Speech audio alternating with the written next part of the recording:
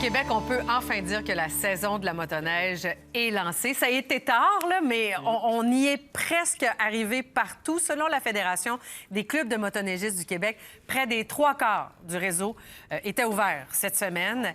On est à une bonne bordée de neige pour que tous les sentiers soient carrément ouverts. Ça donne bien parce que c'est le lancement de la 7e saison de motoneige.tv. Oh my God! Premier épisode de cette toute nouvelle saison qui sera diffusée aujourd'hui à 14h TVA Sport 2. Et on en discute avec l'animateur Ben Milo. Salut Ben! Allô, comment ça va? En pleine forme, en pleine forme. Merci de t'informer. Alors, cette 7e saison, qu'est-ce qu'on va voir? Bien, plein de choses. Écoute, on parcourt le Québec. On va voir des événements, des gens, des passionnés aussi. Parce qu'il faut le dire, hein, le monde de la motoneige, c'est une grosse industrie au Québec. Plus de 4000 bénévoles quand même qui rendent possible tout ça. Et ce qu'il faut dire aussi, c'est que le Québec, c'est vraiment où a commencé la motoneige. Donc, c'est notre invention. Je pense qu'il faut le célébrer. Et plus de 30 000 kilomètres de sentiers sur notre territoire. Donc, c'est quand même assez exceptionnel. Donc, on fête ça avec l'émission motoneige.tv. C'est la 7e saison déjà. Et on a plein de beaux reportages, plein de belles images avec les drones et tout ça. Donc, je pense que vous ne serez pas déçus. Ben, tu disais qu'on l'a inventé, c'est vrai. On est bon dans l'histoire, mais on est bon aussi dans la réinvention. Le Bombardier lance cette année la motoneige électrique, disponible simplement pour les tours opérateurs, donc pas encore sur le grand marché, mais c'est là, on peut l'essayer.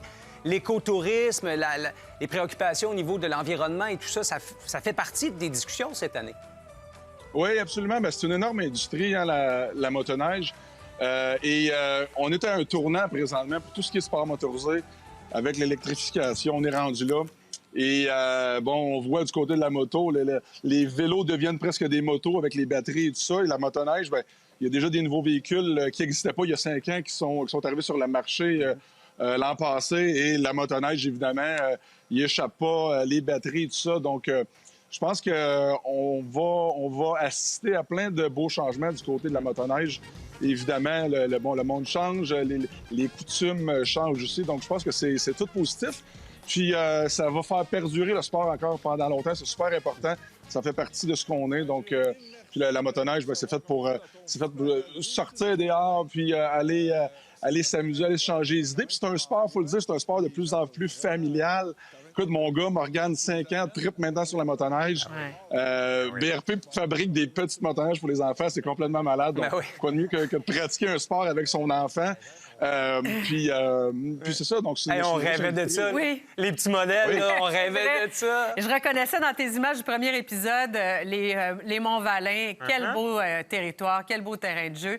Alors, moi, je suis motoneigiste de sentier. Hugo, toi, tu as fait un peu de hors-piste. J'ai fait un peu de hors-piste, mais je me suis tanné. Puis j'étais un peu content de voir Ben Milo, monsieur freestyle motocross, qui gagne tout, avoir un peu de misère hors-piste dans les Monts-Valin, dans le premier épisode, je vais te le dire. Ça fait du bien. Absolument, c'est pas évident. Et c'est pas parce que tu as des aptitudes dans un autre sport motorisé que tu vas tomber sur de la motoneige hors piste. Ça va être tu vas attraper ça comme ça. Là. C'est pas comme ça que ça marche. Donc, j'ai beaucoup de respect, évidemment, pour ceux qui font de la compétition de hors piste. Puis, on a plein de bons pilotes au Québec. Non, c'est pas évident. Mais en même temps, il faut rappeler le côté sécuritaire. Le côté, c'est très, très important. Puis, je pense que je suis bien placé pour en parler. Là. J'y ai goûté en masse. J'ai une vingtaine de fractures, bien des blessures à mon actif. Et maintenant, depuis que j'ai des enfants, je réalise vraiment l'importance, justement, de prôner la sécurité. C'est une chose super importante. On veut éviter les blessures. Donc, l'important, justement, de pratiquer le sport de la bonne façon.